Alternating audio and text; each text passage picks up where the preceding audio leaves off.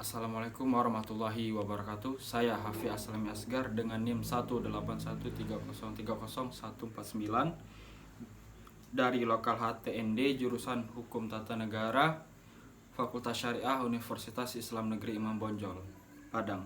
Di video kali ini saya akan membahas materi Hukum Humaniter Internasional dari mata kuliah Hukum HAM. Dalam sejarahnya, hukum humaniter internasional dapat ditemukan dalam aturan-aturan keagamaan dan kebudayaan di seluruh dunia.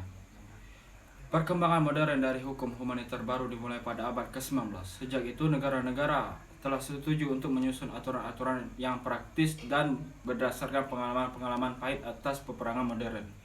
Hukum humaniter ini mewakili suatu keseimbangan antara kebutuhan kemanusiaan dan kebutuhan militer dari negara-negara. Seiring dengan berkembangnya komunitas internasional, sejumlah negara di seluruh dunia telah memberikan sumbangsi atas perkembangan hukum humaniter internasional. Hukum humaniter internasional diakui sebagai suatu sistem hukum yang benar-benar universal. Pada dasarnya, aturan tentang perang itu termuat dalam aturan tingkah laku, moral, dan agama. Hukum ini dibuat untuk perlindungan bagi kelompok orang tertentu selama sengketa bersenjata dapat ditelusuri kembali melalui sejarah di hampir semua negara atau peradaban di dunia. Dalam peradaban bangsa Romawi dikenal dengan konsep yang adil, just war. Kelompok orang tertentu itu meliputi penduduk sipil, anak-anak, perempuan, kombatan yang meletakkan senjata, dan tawanan perang. Sebelum memasuki materi lebih lanjut, kita akan memahami definisinya tersebut.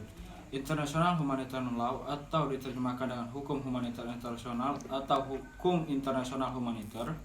Mengenai terjemahan ini belum ada kata sepakat tentang istilah yang paling tepat. Karena istilah tersebut masih relatif baru, tidaklah mengherankan bahwa masih banyak orang yang belum mengetahui apa yang dimaksud dengan International Humanitarian Law itu. Bahkan di kalangan para ahli hukum sendiri masih banyak juga yang belum memahami artinya.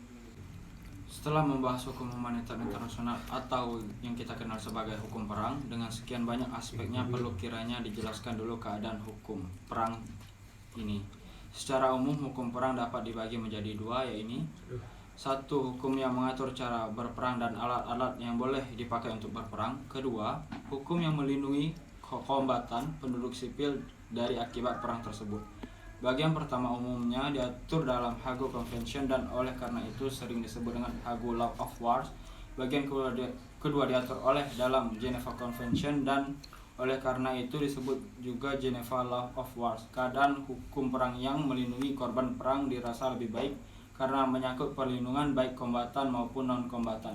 Maka bagian ini banyak menyangkut masalah kemanusiaan. Oleh karena itu Geneva Law of Wars ini sekarang sering disebut hukum humaniter dalam pertikaian bersenjata.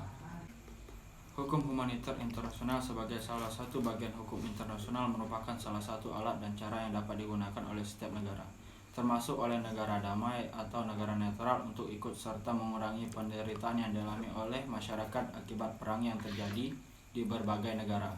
Dalam hal ini, hukum humaniter internasional merupakan suatu instrumen kebijakan dan sekaligus pedoman teknis yang dapat digunakan oleh semua aktor internasional untuk mengatasi isu internasional yang berkaitan dengan kerugian dan korban perang.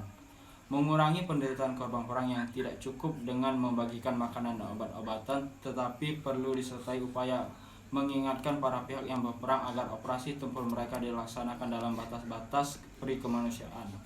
Hal tersebut dapat terlaksana apabila pihak yang terkait menghormati dan mempraktikkan hukum humaniter internasional. Karena itu, hukum humaniter internasional memuat aturan perlindungan korban konflik serta tentang pembatasan alat dan cara berperang. Salah satu prinsip penting dalam hukum humaniter adalah prinsip pembedaan, destruction principle. Prinsip pembedaan ini adalah prinsip yang membedakan antara kelompok yang dapat ikut serta secara langsung dalam pertempuran atau disebut kombatan di satu pihak dan kelompok yang tidak ikut serta dalam dan harus dilindungi dalam pertempuran atau penduduk sipil. Baiklah, kita akan masuk pada materi kedua, yaitu prinsip-prinsip hukum humaniter internasional. Salah satu prinsip penting dalam hukum humaniter adalah prinsip pembedaan, yaitu distinction principle. Prinsip pembedaan ini adalah prinsip yang membedakan antara kelompok yang dapat ikut serta secara langsung dalam pertempuran kombatan di satu pihak dan kelompok yang tidak ikut serta dan harus dilindungi dalam pertempuran, yaitu penduduk sipil non-kombatan. Di samping prinsip pembedaan dalam hukum humaniter dikenal pula prinsip-prinsip lain, yakni satu, prinsip kepentingan militer. Berdasarkan prinsip ini, pihak yang bersengketa dibenarkan menggunakan kekerasan untuk menundukkan lawan demi tercapainya tujuan dan keberhasilan perang tersebut. Yang kedua, prinsip pri-kemanusiaan.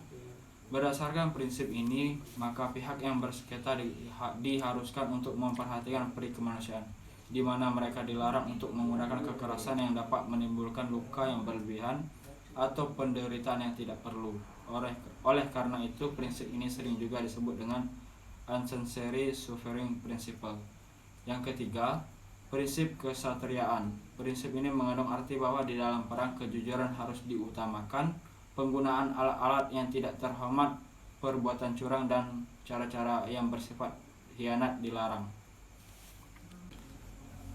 Baiklah, kita akan masuk pada materi ketiga, yakni jenis-jenis sengketa bersenjata serta implikasinya dalam hubungan internasional dan penerapan hukum humaniter internasional. Hukum perang atau yang sering disebut dengan hukum humaniter internasional atau hukum sengketa yang bersenjata memiliki sejarah yang sama tuanya dengan peradaban atau sama tuanya dengan perang itu sendiri. Dari ini kita harus menentukan apa itu jenis-jenis sengketa yang harus dipermasalahkan. Baiklah, kita masuk pada materi keempat, ini pelanggaran berat hukum humaniter nasional. Kejahatan perang adalah tindakan tidak terpuji dan pelanggaran yang dilakukan ketika perang dan berdampak pada instrumen yang tidak terlibat dalam konflik seperti masyarakat sipil. Tindakan pidana dibatasi hanya pada kejahatan-kejahatan paling serius yang menjadi kekhawatiran internasional keseluruhan, yakni genosida, kejahatan kemanusiaan, tindak pidana perang, dan yang terakhir kejahatan perang dan agresi. Terima kasih.